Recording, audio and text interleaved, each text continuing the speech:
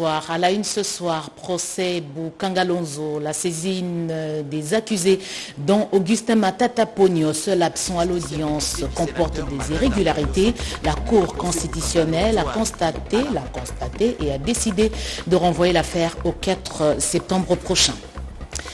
État de siège, on retient le souffle avant de connaître la décision du président de la République. Les résolutions des commissions sont sur sa table. Aujourd'hui, Félix-Antoine Tshisekedi a convoqué le responsable des différentes institutions pour un partage autour des questions touchant la vie de la nation. Un centre national de vulgarisation agricole à capacité plus de 1000 personnes en 6 ans. Ce centre, fruit de la coopération RDC-Corée du Sud, enseigne des méthodes modernes pour une agriculture capable de diversifier l'économie et augmenter la production locale. On aura des précisions dans cette édition d'information. C'est tout pour le sommaire. Madame, Monsieur, bonsoir et bienvenue à toutes et à tous. Félix-Antoine Tshisekedi appelle à la mobilisation générale des institutions pour tenir les engagements pris vis-à-vis du peuple. L'organisation des élections, l'état de siège, le chef de l'État a présidé une réunion interinstitutionnelle. On écoute le chef du gouvernement, Jean-Michel Samalou Condé, au sortir de cette rencontre.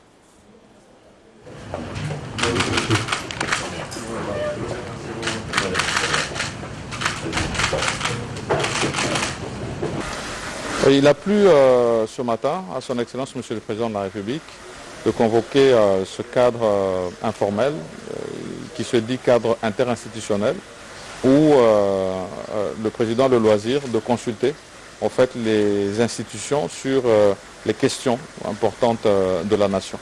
Aujourd'hui, il s'est agi principalement des questions sécuritaires parce que ça reste la priorité des priorités au niveau du pays. Ce sont des questions qui lui sont chères. Et une évaluation un peu des processus dans lesquels nous sommes engagés, tant celui du processus de paix de Nairobi que les engagements que nous avons avec la vérification de Luanda, mais tout ceci bien sûr avec les interactions avec les différentes communautés dans lesquelles nous sommes, notamment l'EAC, la SADC, mais finalement l'Union africaine elle-même. Et cette question, comme vous le savez, est intimement liée à la question de l'état de siège, qui a d'ailleurs été discutée récemment en termes d'évaluation par cette table ronde qui avait été ouverte par lui le lundi 14 août, qui s'est achevé le 16. Et donc aussi une revue par rapport à cette question-là de l'état de siège, mais bien entendu aussi le processus électoral, car comme vous le savez, nous sommes engagés dans ce processus qui doit aboutir d'ici le 20 décembre à ces organisations générales, tant au niveau présidentiel, législatif national, provincial et communal. Et donc c'était important qu'on aborde un peu ces sujets importants. Nous l'avons fait de manière à ce que des orientations précises nous soient données pour maintenir les caps, en tout cas des engagements que nous avons par rapport à ces différentes questions. Donc c'était des échanges très fructueux et nous avons reçu de la part du président de la République de rester mobilisé sur ces attentes, en tout cas de la population, du point de vue tant de la question sécuritaire, de l'écoute que nous avons eue de la population de l'Est, particulièrement celle des provinces de l'Ituri et du Nord Kivu, et de toute la population en général, en rapport aussi avec ce processus électoral qui est actuellement en cours. Puisqu'on parle du président de la République, il a signé en date du 15 août 2023 une ordonnance portant création, organisation et fonctionnement d'un service spécialisé au sein du cabinet du président de la République dénommé Conseil national de cyberdéfense, en sigle CNC. Article 1er, est créé au sein du cabinet du président de la République un service spécialisé dénommé Conseil national de cyberdéfense, en sigle CNC, si après identifié CNC. Le CNC est doté d'une autonomie administrative et financière. Article 2. Le CNC est une structure stratégique et sécuritaire. Il a pour principale mission la coordination de tous les services ayant un objet en rapport avec la cyberdéfense et le cyberrenseignement.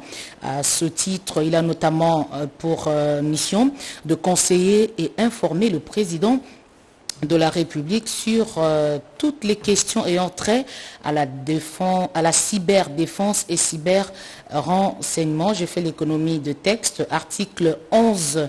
Le directeur de cabinet du président de la République est chargé de l'exécution de la présente ordonnance qui sort ses effets à la date de sa signature.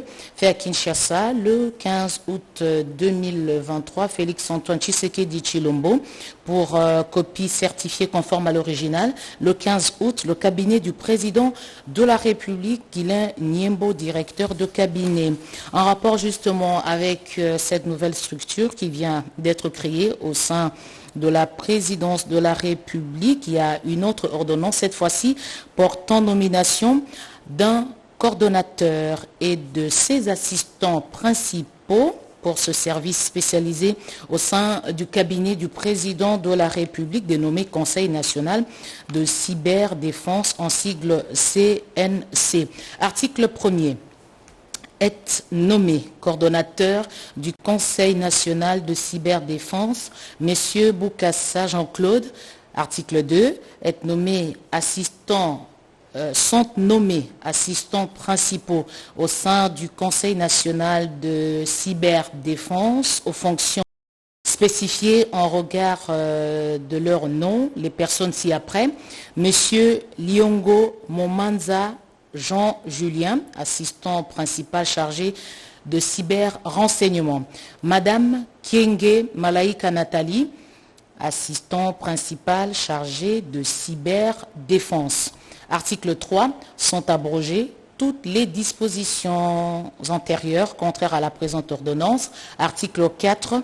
Le directeur de cabinet du président de la République est chargé de l'exécution de la présente ordonnance qui sort ses effets à la date de sa signature, faite à Kinshasa, le 15 août 2023. Félix Antoine Tshisekedi Tshilombo pour copie certifié conforme à l'original le 15 août 2023, le cabinet du président de la République, Guilain Niembo, directeur de cabinet.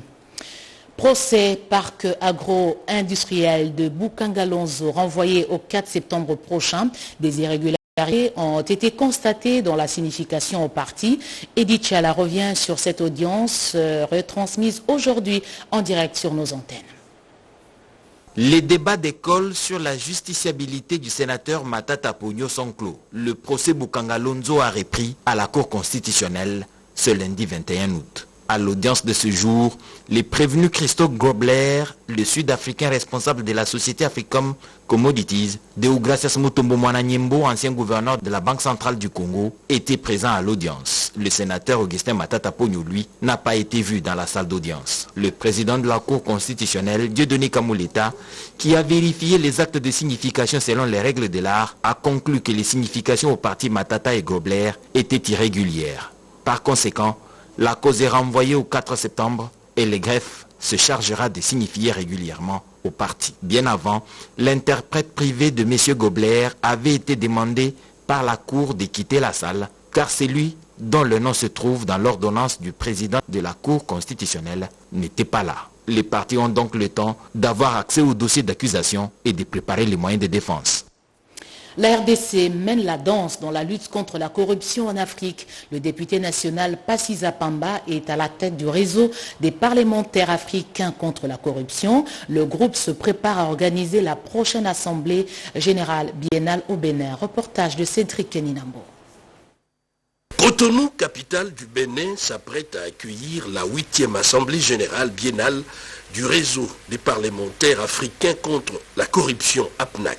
Son conseil d'administration, conduit par les députés congolais Jean-Pierre Passisa Pamba, président intérimaire de l'APNAC, a échangé avec les présidents de l'Assemblée nationale du Bénin sur un certain nombre de sujets, y compris son apport dans la reprise des activités de cette structure panafricaine. Nous sommes venus donc lui rendre visite, une visite de courtoisie, mais en même temps l'encourager pour cette initiative panafricaine. Parce que de tout ce temps-là, La PNAC a souffert d'un manque criant de rencontres et que voilà, lui-même qui a reconnu que les avancées que connaît l'Assemblée nationale du Bénin trouvent leur origine dans le réseau des parlementaires africains contre la corruption. L'Assemblée nationale du Bénin a mis en place des instruments importants dans la lutte contre la corruption. La radio et télé hémicycle qui existent depuis 11 ans en sont une parfaite illustration. Les speakers de la Chambre basse du Bénin, Louis Avono, a fait visiter ses invités ces médias. La construction du pont route-rail entre Kinshasa et Brazzaville ne peut pas empêcher l'exécution du projet lié à la construction du port en eau profonde de Banana. Le vice-premier ministre de l'économie nationale l'a dit ce lundi à la délégation du Haut Conseil des affaires de la communauté économique des États de l'Afrique centrale. On fait le point avec Annie Balaka. La délégation du Haut Conseil des affaires de la communauté économique des États de l'Afrique centrale est venue premièrement présenter cette structure au patron de l'économie nationale de la RDC avant d'aborder la question relative à la libre circulation des biens et des personnes dans la sous-région. La délégation de la CAC a sollicité l'implication du vice-premier ministre, ministre de l'économie nationale, le Dr Vital Kamerhe, pour accorder des facilités aux hommes d'affaires des différents pays de s'émouvoir dans la zone. D'après le président du Haut Conseil des affaires de la CAC, Eric Mongamomba, l'objectif principal de sa structure est de promouvoir l'économie dans cet espace géographique qui comprend 11 pays dont la République démocratique du Congo avec une population combinée de plus de 270 millions d'habitants. Nous sommes là pour promouvoir et pour présenter notre structure et essayer de promouvoir notre économie dans cette région qui comprend un peu plus de 270 millions de consommateurs et dont le Congo, l'Angola et nous représentons presque la moitié des consommateurs. Alors comment promouvoir cette économie pour qu'elle puisse rayonner sur la zone et aussi rayonner dans l'État dans les 6 années qui viennent. Vital Kamerhe a promis d'intensifier les échanges d'abord sur le plan interne mais aussi avec d'autres pays de la sous-région pour dégager des mesures nécessaires à la libre circulation des biens et des personnes dans les pays de l'Afrique centrale. Parmi les mesures préconisées, il y a par exemple la suppression des visas. Le patron de l'économie nationale a réitéré son soutien au projet de construction du pont route-rail Kinshasa-Brazzaville. D'après lui, ce projet ne constitue pas un obstacle à la construction du port en eau profonde de Banana. D'après Vital Kamerhe, des efforts sont certes conjugués pour rétablir la paix, notamment dans l'est de la République démocratique du Congo, mais il a précisé que cette situation ne devrait pas constituer un frein à la coopération économique entre la RDC et d'autres pays membres de la CAC. Professionnalisation de la police. La RDC et le Japon développent une coopération. C'est dans ce cadre qu'une mission de la police japonaise a séjourné à Kinshasa. Le détail avec Anastasie Doumbou dans ce reportage. C'est une rencontre d'échange et d'expérience entre la police japonaise et la police congolaise en présence du représentant de la JICA. Une première mission de la délégation japonaise après 2 décennies pour renforcer la coopération dans la police de proximité. Pour les commissaires divisionnaires adjoints, le général Ebois compte s'approprier de cette expérience japonaise. Nous sommes conscients que la police japonaise est suffisamment avancée. C'est vraiment très bénéfique pour nous. C'est dans ce cadre-là que nous voudrions s'en approprier pour faire de notre police une police professionnelle, moderne, comme la leur. Il ressort des exposés présentés au cours de cette rencontre que la police japonaise s'est inspirée de l'expertise française. Elle tient également à faire profiter son savoir-faire pour la réussite de la police de proximité congolaise qui bénéficie déjà l'accompagnement de la JICA. Nous avons le 12e objectif, c'est de faire une présentation de ce qui se pratique, ce qui se réalise au Japon dans le cadre de la police de proximité. C'est ainsi que nous invitons nos camarades congolais de prendre ce qu'ils peuvent prendre. Bien avant ces échanges, la délégation japonaise a rencontré le commissaire divisionnaire de la PNC, Benjamin Alongaboni, pour présenter les civilités. Le projet P44 était également abordé.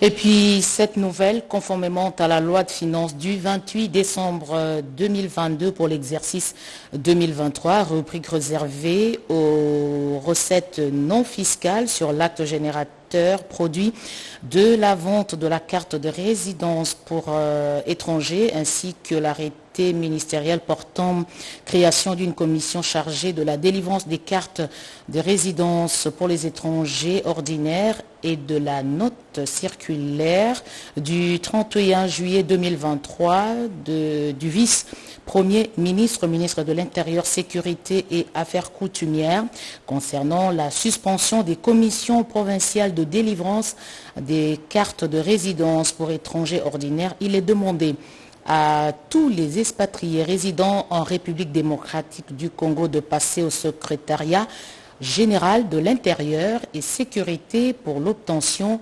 la prorogation et le renouvellement de leur carte, seule structure compétente pour le faire sur toute l'étendue du territoire national. Tout expatrié qui aurait obtenu une carte auprès d'une autre structure doit immédiatement passer au secrétariat général pour se faire signaler en vue de s'enquérir sur les modalités d'obtention d'une nouvelle carte nationale valable sur toute l'étendue du territoire national. C'est signé Jean-Rigobert Chimanga Musungai. Claude Ibalanki à Kikwit, sa formation politique, cause commune, est bien installée sur le terrain. L'ambassadeur itinérant du président de la République a lancé sur place les travaux de réhabilitation de la route Kanzumbi. Robert Ndaye. L'accueil réservé à l'ambassadeur itinérant du chef de l'État, Claude Ibalanki Kolomba, ce week-end dans la ville de Kikwit, fait parler l'observateur. Un accueil digne d'un fils du terroir sur qui l'ensemble de la population du Grand Bandundu fonde leur espoir pour l'amélioration de leurs conditions de vie. L'ambassadeur itinérant du chef de l'État, Claude Ibalanki Kolomba, savoure cette communion avec son peuple, la marée humaine venue à sa rencontre avec son parti, Cause commune et le réveil populaire, scandé des cris de joie en rappelant à Claude Ibalanki ses prouesses durant son passage au mécanisme national de suivi de la CORCAD. Elle invita ainsi à faire de même aux côtés du président de la République, Félix Antoine Tshisekedi Tshilombo. Kikwit, terre de Simon Kimbangu et d'Antoine Kizenga, a dit oui pour le deuxième mandat du président de la République, Félix Antoine Tshisekedi Tshilombo. Le Grand Bandundu, derrière leur leader incontestable et président de Cause commune, mouillera le maillot pour la réélection de celui qui place sa confiance en leur fils, Claude Ibalanki Kolomba, qui a battu en brèche tous les pronostics sur sa popularité. À la place prévue pour le lancement des travaux de la route Kanzumbi, la représentante de la société civile rappelle que Kanzumbi contribue largement à l'essor de la ville de Kikwit. L'implication de Claude Ibalanki Kolomba pour désenclaver ces coins est saluée par tous. En effet, Excellence, ce quartier cher à Kungu Pemba est une importante entité de la commune de Lukemi qui regorge à son sein 54 cellules avec une population estimée de 4 422 000 habitants. Pour le maire de la ville de Kikwit, Aben Guiama, ses premiers mots sont des remerciements au chef de l'État, Félix Antoine Tshisekedi Tshilombo, pour les soucis qu'il porte pour la ville de Kikwit. C'est sur ces bulldozers en tenue d'ouvrier que le messager de paix de Félix Antoine Tshisekedi Tshilombo, Claude Ibalanki Kolomba, lance les travaux de la route sous les acclamations frénétiques de la population.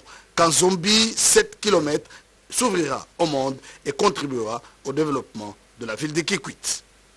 Je le dis à l'entame, un centre national de vulgarisation agricole a renforcé les capacités de plus de 1000 personnes en 6 ans. Ce centre, fruit de la coopération RDC-Corée du Sud, enseigne justement sur les méthodes modernes pour une agriculture capable de diversifier l'économie et augmenter la production locale. Marie Kalang. Entre Claude Nyamugabo et Kabaré, son territoire, les liens sont incassables. Élu du territoire, il y est omniprésent. Entre Kaché et Bouozi, au départ de la nationale numéro 5, plus de 3 km, les travaux sont exécutés par ses soins.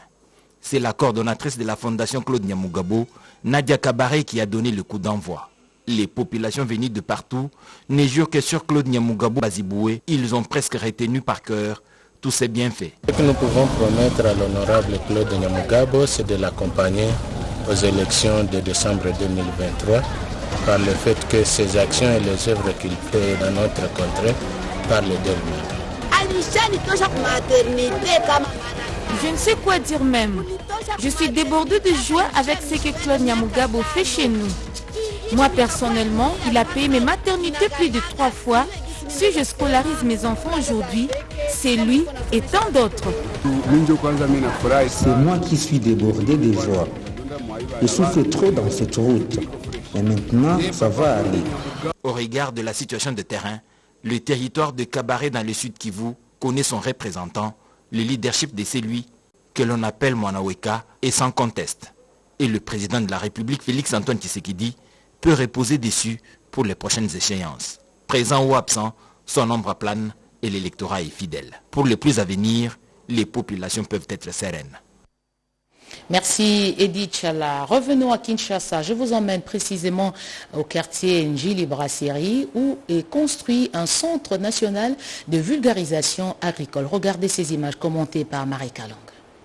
Centre national de vulgarisation agricole moderne, fruit de la coopération RDC-Corée à travers le projet COICA. Un projet qui a duré 6 ans et qui a permis à 1100 personnes d'être outillées sur les nouvelles technologies agricoles. Le ministre de l'Agriculture, qu'accompagnait le secrétaire général à l'agriculture et le directeur général de ce centre, a effectué une descente sur le lieu à Njili Sekomaf pour s'en rendre compte, et ce, avant la cérémonie de clôture de ce projet. Je félicite la direction du centre pour la formation que vous faites sur les paysans, pour qu'ils apprennent la bonne manière de faire l'agriculture dans notre pays.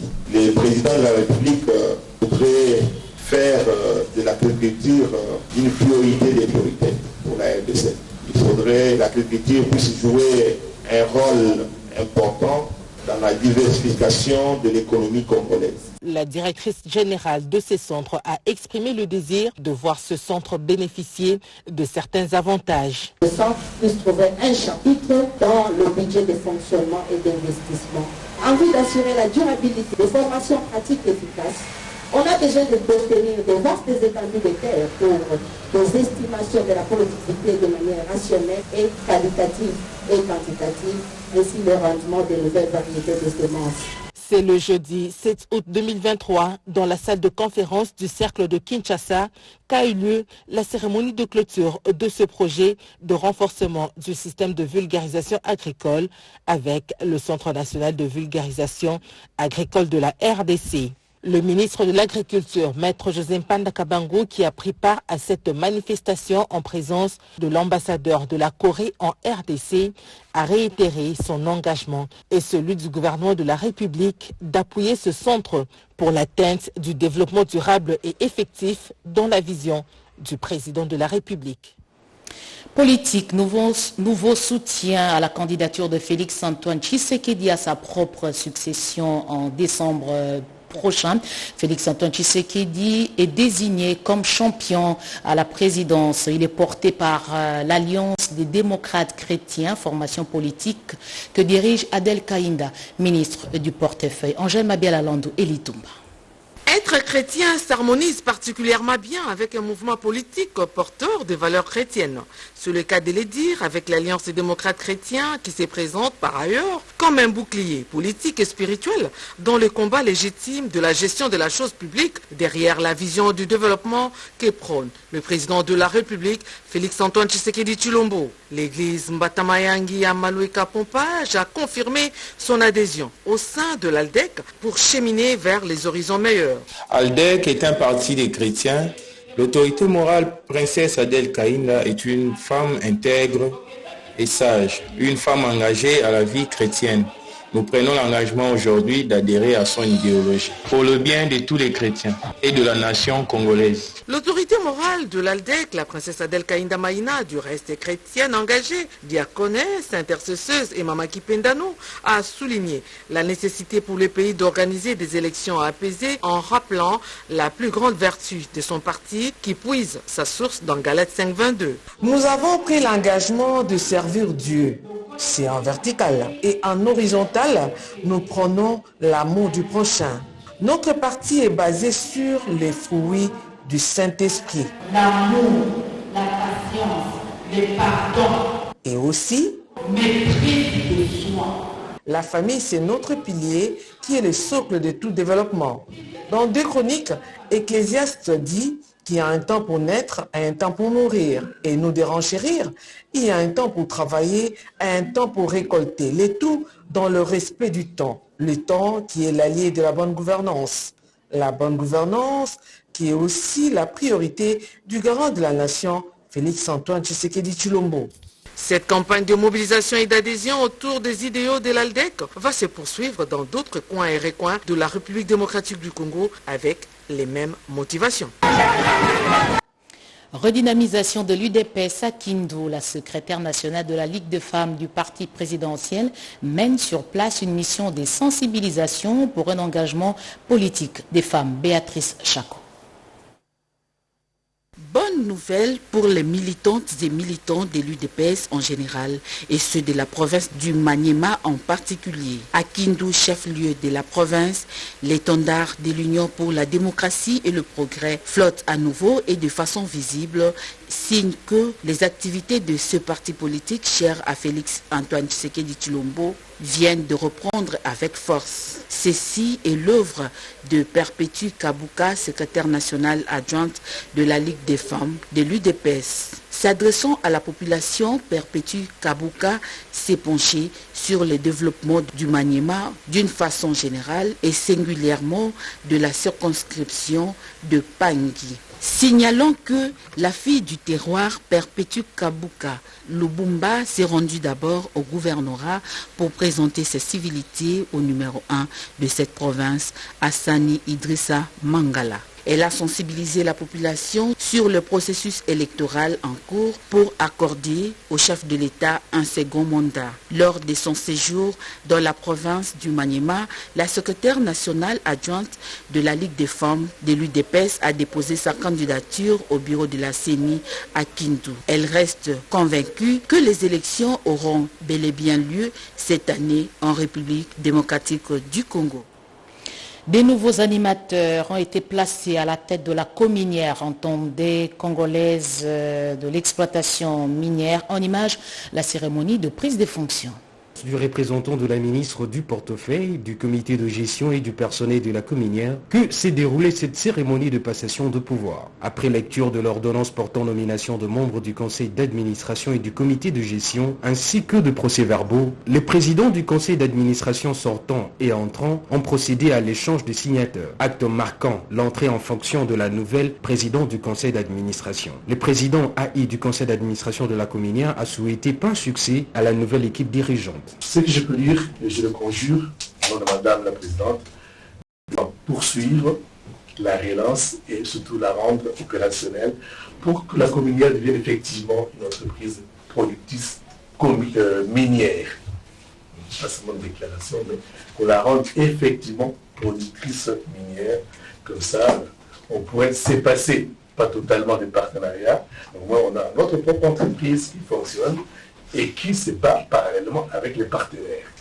La PCA Lisette Kabanga promet de ménager aucun effort pour permettre à la cominière d'être une entreprise minière productrice. Elle a également salué le travail abattu par l'équipe sortante. En ma qualité de présidente du conseil d'administration, humblement, nous veillerons à ce que la cominière relève les enjeux et les défis liés à son avenir en lui permettant de bénéficier, primo, de ce qui lui revient en termes de droits, de biens, de communication, d'image et de se hisser dans la catégorie des sociétés de grande envergure.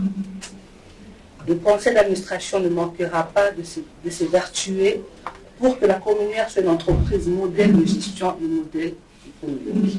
Avec cette nouvelle équipe conduite par le directeur général, l'ingénieur Célestin Kibeya Kabemba, la cominière peut désormais accomplir ses missions régaliennes et réaliser son projet de lithium, un minerai stratégique pour la RDC, au cœur de la transition énergétique mondiale.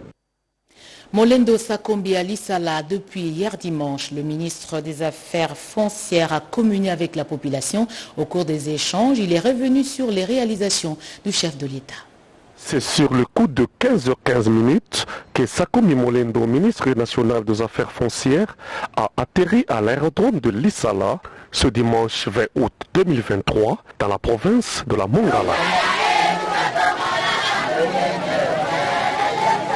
Venue de 4 coins de l'Issala, la population a bravé la pluie torrentielle qui s'est abattue sur la ville pour accueillir chaleureusement le digne fils de la Mongala qui a foulé pour la énième fois la terre de ses ancêtres. Au milieu de cris de joie, de chants d'allégresse, drapeaux de partis politiques flottant dans le ciel de l'Issala, la marée humaine a minimisé la pluie pour marcher derrière Sakombi Molendo.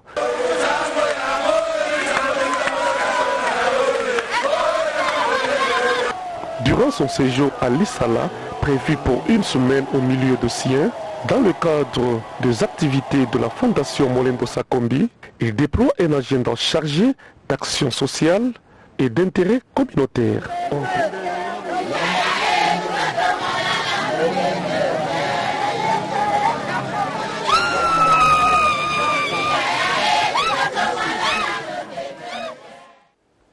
On termine par cette invitation du ministère de la Recherche scientifique et Innovation technologique qui appelle le public de Kinshasa et d'ailleurs à visiter chaque jour jusqu'à la clôture du chapiteau érigé au Palais du Peuple les nombreuses innovations et inventions made in DRC. Vous le savez, sur ce lieu, le président de la République a procédé à l'ouverture du conclave du génie scientifique congolais. C'était le samedi dernier. Fin de ce journal, madame, messieurs. Merci de l'avoir suivi à travers le monde. Je vous retrouve demain, toujours à 20h. Prenez soin de vous.